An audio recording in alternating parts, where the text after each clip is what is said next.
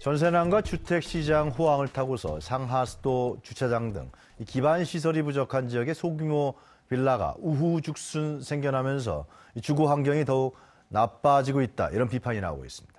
자세한 내용 조명래 단국대 도시지역계획학과 교수 그리고 이승태 변호사 모시고 말씀 들어보도록 하겠습니다. 안녕하십니까? 네, 안녕하세요. 네, 교수님. 지금 빌라촌이 굉장히 많은 빌라들이 생겨나고 있죠. 예. 어느 정도나 늘어났습니까? 최근 3년간 아주 급격하게 많이 늘었는데요. 네. 건설 동수로 친다면 지난 3년 한 2만 5천. 네. 2만 5천이니까 대개 한 동당 10가구로 본다면 한 25만 가구가 네. 살 수 있는 그런 집이 수도권에서만 지난 3년간 집중적으로 이렇게 공급됐고요. 네. 작년만 하더라도 한 10,000동, 그러니까 가구 수로 친다면 한 10만 가구 살 수 있는 집이 수도권에 공급됐고요. 거래량 또 지난 3년간 한 3만 건에서 6만 건으로 배가 늘었습니다. 네, 대단해요. 아주 많이 늘었습니다. 왜 이렇게 많이 늘고 있습니까? 아무래도 뭐 전세난 때문에 그렇죠. 전세난 때문에 아파트 같은 것은 고가고 또 찾기 어려우니까 이제 빌라 쪽으로 밀리고요. 네. 그다음에 정부에서 이제 그동안 추진했던 여러 가지 어떤 뉴타운 사업이라 이런 것들이 이제 해제가 됐습니다. 네. 그래서 이제 대안 사업으로 이제 그 작은 빌라를 이제 개조한 이런 이제 정책들이 또 추진됐고요. 네. 또한 그 정부에서 이 임대주택을 많이 확보하기 위해서 이른바 네. 이제 그 매입 임대를 해가지고 이 다세대 주택 같은 것을 정부가 돈으로 이제 매입해서 예, 예. 저소득층한테 이렇게 임대를 네. 하는, 그러면서 또 빌라가 상당히 이제 고가의 이제 주택이 됐고요.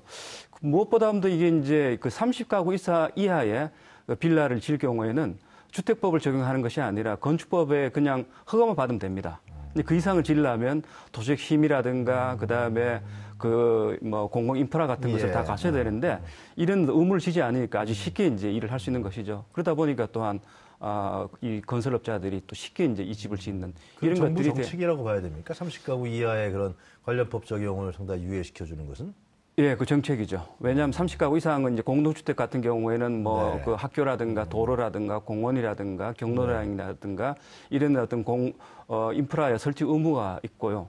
또 도시의 힘을 이제 받아야 되고 뭐 또 일정 규모 이상의 경우에는 또 환경 영향 평가도 받아야 됩니다. 네. 그래서 정부가 이제 좀 소규모 빌라를 많이 짓게 하면서 뭐 그 어떤 그 뭐라 그럽니까 주택난 그런 걸 좀 해결해 보려고 하는 건가요? 정부보다는 사실 그 사업자들이 사업하기 쉬우니까 이제 또 수요도 많고 하니까. 정부에서 일부러 그런 정책을 핀 건 아니고 제가 오해했었군요. 예, 그렇습니다. 그렇군요. 네. 그 변호사님, 근데 이렇게 빌라들이 많이 이제 생겨나고 있는데요. 문제점들이 좀 나오고 있어요. 어떤 것들이 드러나고 있습니까? 사실 그 신축 건물들이 많이 들어서게 되면요, 당연히 그 이제 인근 주변 그 주민들하고 분쟁들이 많이 생깁니다. 그리고 또 하나는 특히 이제 일조권이라든지 조망권이 상당히 이제 그 악화되다 보니까 주거 환경이 많이 이제 좀 그 예전보다 못해지는 경우가 생기죠. 그러니까 소규모 빌라는 늘어나서 아파트 전세 가지 못하는 분들이 전세가가 워낙 비싸니까. 소규모 빌라로 몰리는 현상이 지금 나타난다는 거 아니겠어요, 결국? 그런데, 그런데 실제로 이 일조권이라든가 여러 가지 문제들이 생겨나고 있다라는 거 아니었어요? 그렇죠. 빌라들이 그 공동주택이 이제 들어서면서 주변 이제 건물들에 대한 일조권이라든지 조망권이라든지 이런 생활환경에 대한 배려를 좀 하면서 신축이 되면 되는데요. 그런 배려가 없이 이제 수익성만 고려해서 빌라가 지어지다 보니까 그 북쪽에 위치했던 그 기존에 있던 집들에 대해서는 일조 침해를 주는 경우가 종종 갑자기 안 들어가 버리는 거죠. 거죠. 예. 그럼 이거 갖고 문제가 이웃 간에 막 생기는 거 아니에요? 그렇죠. 그러니까 사실은 지금은 그 건축 현장마다 매번 이런 일조권이라든지 조망권 문제가 생긴다고 보셔도 과언이 아닐 겁니다. 그래요. 신축하는 곳에서 계속 그런 생긴단 말이죠. 그럼 법정 다툼까지가 막 그렇게 되는 겁니까? 그렇습니다. 심각하네요, 아주. 이런 부분들이 하루에 그럼 몇 건이나 좀 예를 들면 하루에 몇 건이다? 하여튼 상당히 평균적으로 어느 정도나. 그렇죠. 뭐 이게 통계를 정확하게 잡을 수는 없는데요. 제가 생각할 때는 건축 분쟁, 건축 행위가 일어나는 곳에서는 모든 곳에서 분쟁이 발생한다 이렇게 보시면 될 것 같고요. 다만 소송으로 진행하는 것은 그보다는 훨씬 적겠지만 그래도 예전에 비해서 또 이제 일조권에 대한 그 주민들의 인식들도 많이 달라졌기 때문에 상당히 많은 건수의 분쟁들이 발생하고 있는 것은 사실입니다. 그렇다면 이제 내가 집에서 살고 있는데 옆에 갑자기 신축 빌라가 들어왔어요. 햇볕이 안 들어와 버려요. 그러면은 가서 얘기할 거 아닙니까? 그 건축 사업자라든가 주인한테. 이 문제가 있는 거 아니냐? 그럼 뭐 해결 방법이 없는 거 아니에요? 그럴 경우에 이제 문제가 발생하는 이유가 네. 건축주 입장에서는 그렇습니다. 아니 내가 이 허가 건축 허가를 받았는데. 적법하게 받아서 지었는데 무슨 일조권 침해냐? 그래서 네. 내가 왜 배상을 해줘야 되고 왜 네. 층수를 낮춰야 되느냐? 이렇게 나오는 거죠. 그러다 보니까 그 피해를 받는 인근 주민 입장에서는 네. 일조 침해가 이제 보통 참을 수 있는 한도라고 하는 수인한도 기준이 있거든요. 그 기준을 넘었기 때문에 배상해라 아니면 층수를 낮춰라 이런 그 주장을 하게 되는 거거든요. 그럼 법정까지 가는 케이스도 많이 있겠습니다. 그럼요, 맞습니다. 네. 그럼 법원에서 어떻게 판결을 내요? 법원에서는 일반적으로는 네. 이제 손해배상, 그러니까 일조권 침해 때문에 생기는 집값 하락분과 위자료를 배상하라는 판결을 하는데요. 네. 일조 침해가 심각할 경우에는 층수를 제한하는, 그러니까 일정 층수 이상을 짓지 마라 이런 판결을 또 하고 있습니다. 이런 문제에 대해서 교수님은 어떻게 보십니까? 사실 이제 일조권 네. 문제는 뭐 최근에 우리 도시위원회에서도 뭐 상당히 중요하게 다루고 있는데요. 네. 기본적으로 이제 주거 지역 내에서 주택이 지어졌을 때 이제 계속 시간으로 2시간 이상 일조를 우리가 세울 수 있고 그다음에 4시간 연속 또 이 햇빛을 쬐을 수 있는데 그런 그걸 일조권이라고 규정합니까? 그런 것이 이제 네. 내가 이제 2시간 연속 4시간 전체 햇빛을 쬐을 수 있는 시간을 항류하지 못하면 일조 침해를 이제 받았다고 일조 분석을 요청을 해서 네. 지금 우리 변호사님 말씀하신 네. 대로 그 침해만큼의 이제 손해에 대해서 이제 배상을 청구할 수 있고요. 네. 또한 아까 말씀하신 대로 또 이 공사 가처분 신청을 해가지고 공사 진행을 시킬 수 있는. 그래서 지금은 사실은 주거 지역에서는 웬만해서는 사실은 이게 일조권 침해하지 않는데 이게 공동주택 같은 경우는 엄격하게 심사를 합니다. 사실 심사를 하는데 지금 이제 빌라 같은 경우에는 이제 개별 주택으로 들어오다 보니까 충분한 검토 내 심사를 하지 않는 그런 조건이 결국 이런 이제 결과를 가져오는 것 같습니다. 아니 교수님 입장에서 보셨을 때 법적인 문제는 변호사님 좀 설명해 주셨는데 이런 게 어떤 사회 현상화하고 있는 거 아니에요? 그렇죠. 우리가 이제 도시계획 심의할 때는 일정 규모 이상의 이제 아파트 단지를 만들 때는 이거는 이제 그 심의 대상이 바로 일조 부분도 있습니다. 그러나 이제 그 신축 빌라 30가구 이하는 그런 게 없습니까? 없죠. 없고 이제 건축법에 의해서 건축 행위에 대해서만 허가를 받기 때문에 포괄적 여러 가지 어떤 그 인전 지역에 대한 뭐 주거권 그다음에 일조권 침해라든가 이런 문제를 안 따지고요. 그다음에 앞에서 제가 말씀드렸다시피 뭐 공공 인프라 부족 문제 이런 것도 안 따지고 그냥 건축 그 자체만 행위를 허가하다 보니까 이런 문제가 이제 생기는 겁니다. 건설업자들이 좋아하겠네요, 저는. 그죠? 네, 그렇죠. 30가구 이하의 빌라를 짓는 것이 여러 가지 법적인 법망도 좀 피해가고 그렇죠. 여러 가지 비용도 적게 들고 그러나 결과적으로는 이게 법정 다투까지 가고 막 우리 주민들은 불편한 거 아니겠습니까? 그렇죠. 근데 이게 약간 좀 문제가 되는 이유가 기본적으로 우리나라 건축법에서 일조권에 대한 보호 규정이 없다는 거예요. 그러니까 저희가 건축법 61조에서 딱 하나의 조항이 있거든요. 그게 뭐냐면 그 건물을 일정 규모의 건물을 지을 때 인접경 정북 방향으로 있는 건물과 일정 거리의 그 높이에 높이에 따라서 일정 거리를 이격하라 이 규정만 있을 뿐이고 그 다음에 이제 인근 주민들한테 어느 정도 일조 침해를 줬을 때는 배상을 해야 된다 이런 그 규정은 아무것도 없는 거죠.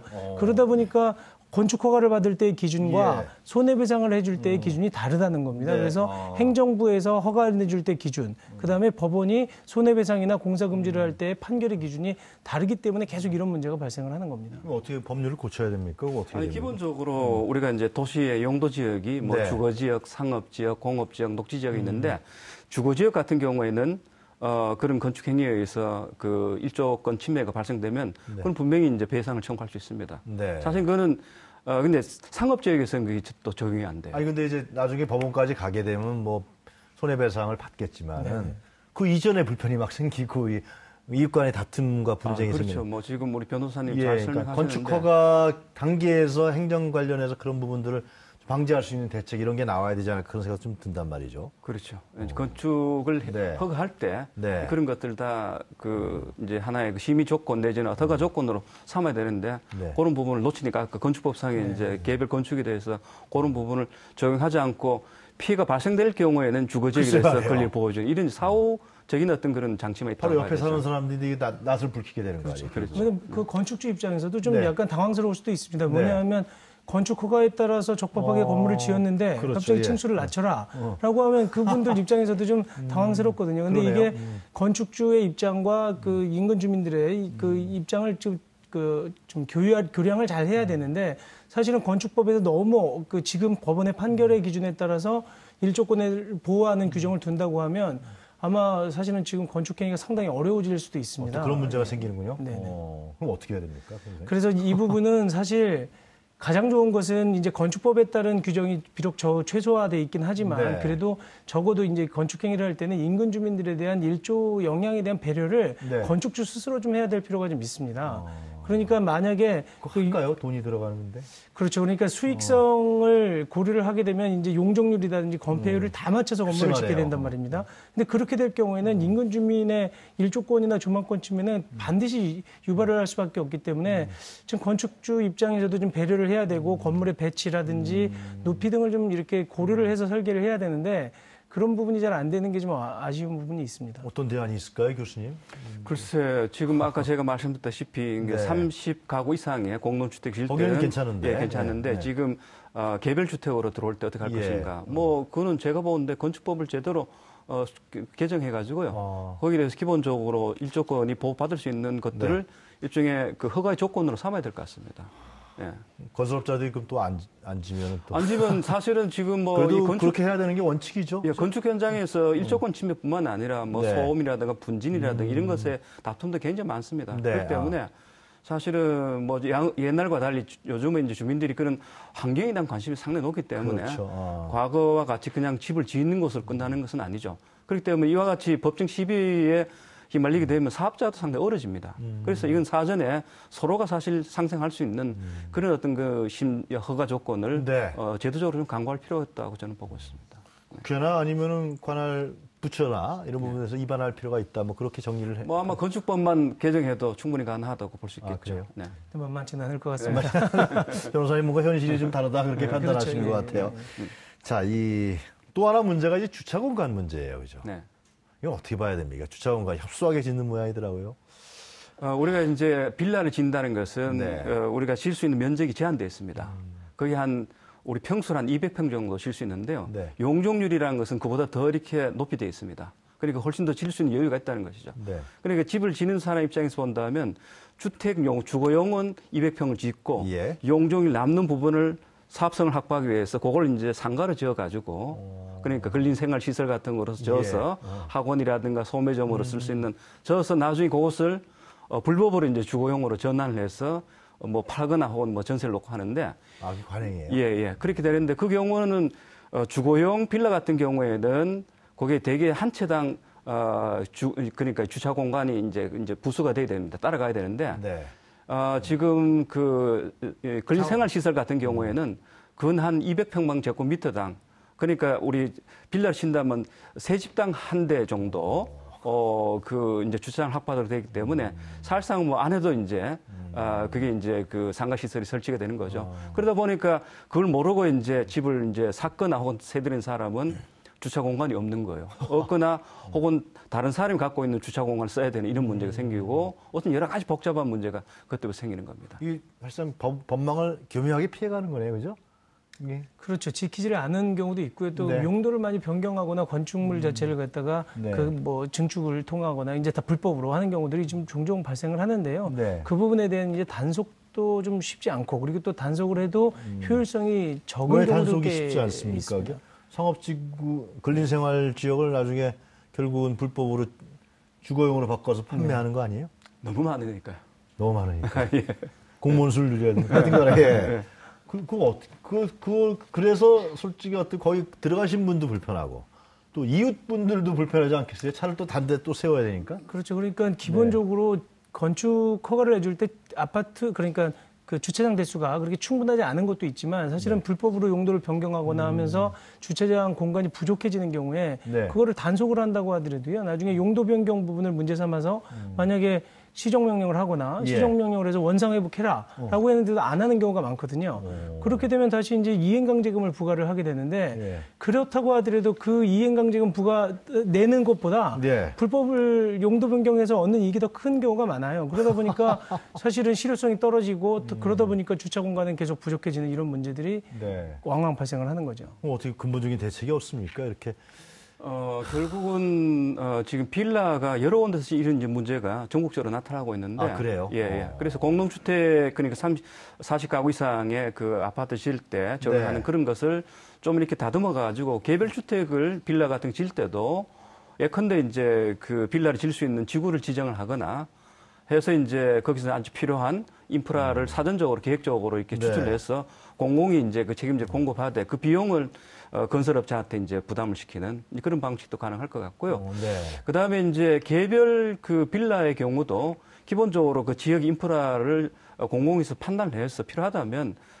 그 개별 빌라에 대해서도 시설 설치에 대한 일정한 그 부담금을 이제 강제하는 이런 것도 하나의 방법이라고 저는 보고 있습니다. 네. 하여튼 그래서 이 빌라가 많은 데는 보면은 주차 전쟁이에요, 그죠? 그렇죠. 네. 또 중복 주차해 놔서 전화해서 아침에 출근할 때 빼달라 그래야 되고 예. 이게 그것들은 그러한 뭐- 허점이 있었군요, 실제로. 예, 그리고 공동으로 예컨대 이제 기존 주택을 하나 사서 그걸 이제 공동의 그 주차장을 쓸 수 있는 그런 방법들은 도시계획적으로 지금 하고 있는데, 아, 네. 예, 그건 지역 사회에서 지역 주민들이 거기에 충분한 이제 동의가 이루어져야 되죠. 네. 그럼 어떻게 기본적인 권리가 침해된다고 봐야 됩니까, 변호사님? 이런 문제에 대해서 우리 그렇지, 국민의 그렇죠. 그 개개인 어떻게 보면 이 토지 이용 그다음에 자기 소유권에 대한 어떤 침해 부분이 발생을 하긴 하는 건데요. 근데 과연 그게 어느 개인의 그 소유권만을 침해하는 것이냐라고 보기가 어려운 부분이 있습니다. 그래요? 왜냐하면 지금 사실은 네. 그 주차 공간이 부족해서 차를 세우는 것이 결국은 도로거든요. 그러다 보면 이게 누구의 소유권을 직접적으로 침해한다기보다는 네. 그 모든 우리 같이 사회를 살고 있는 사람들의 권리나 어떤 그런 자유 이런 부분들이 그 간접적으로 침해받게 되는 게 아닌가 이런 네. 생각을 합니다. 그 교수님께서 좀 전에 대책이라든가 대안을 예. 나름대로 이제 설명을 해주셨는데 예. 결국 이런 부분은 정부가 나서야 되는 거 아니겠습니까? 예. 정부가 지금 어떤 제가 방향- 말씀드린 네. 그런 분 말고 네. 우리 현재 지금 국토의 계획이완의 법에 보면 네. 기반시설 연동제라는 그런 제도가 있습니다. 기본시설 연동제. 기반시설 기반시설 연동제. 그리고 주택이 들어서면 기반시설을 연동시키라는 겁니다. 근데 거기 두 가지 이제 방식이 있는데 네. 이미 개발된 곳의 경우에는 밀도 관리를 하도록 되어 있습니다. 이미 집이 많이 졌다. 그러면 더 이상 들어갈 수 없다. 인프라가 부족하기 때문에. 그 경우는 빌라가 허용이 안 돼야 되죠. 그렇죠. 그런 식으로 관리하거나 혹은 이제 여유가 있는 경우에는 네. 시설 이제 부담금제를 해가지고 그 경우는 인프라가 부족하지만서도 네. 들어서는 그 이제 주택 사업자다 혹은 뭐 소유주가 그 부담을 하는 이런 식의 제도가 있습니다. 있기 네. 때문에 그 제도를 적당히 하려고 한다면 지금 빌라가 많이 형성되는 곳에 인프라라든가 지금 말씀하셨던 네. 뭐 이런 그 특히 이제 주차장 문제 같은 거는 해결할 수 있는 여지는 충분히 있다고 보고 있고요.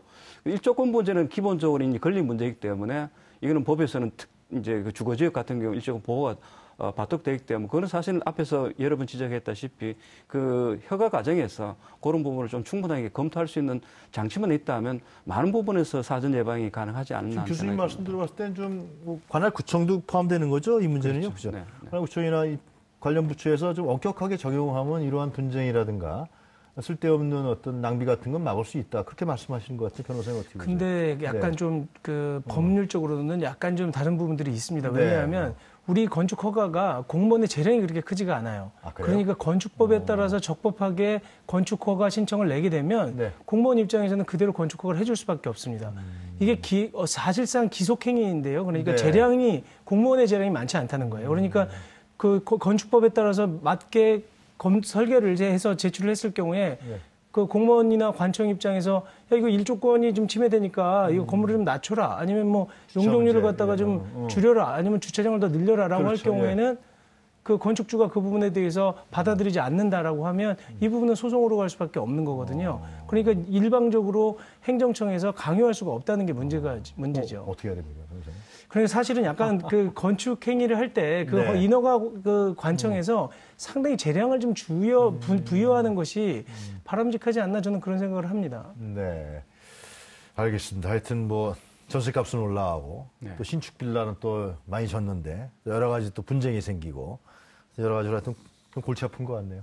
알겠습니다. 자, 오늘 말씀 잘 들었습니다. 감사합니다. 고맙습니다. 네, 지금까지 조명래 당국대 교수 그리고 이승태 변호사였습니다.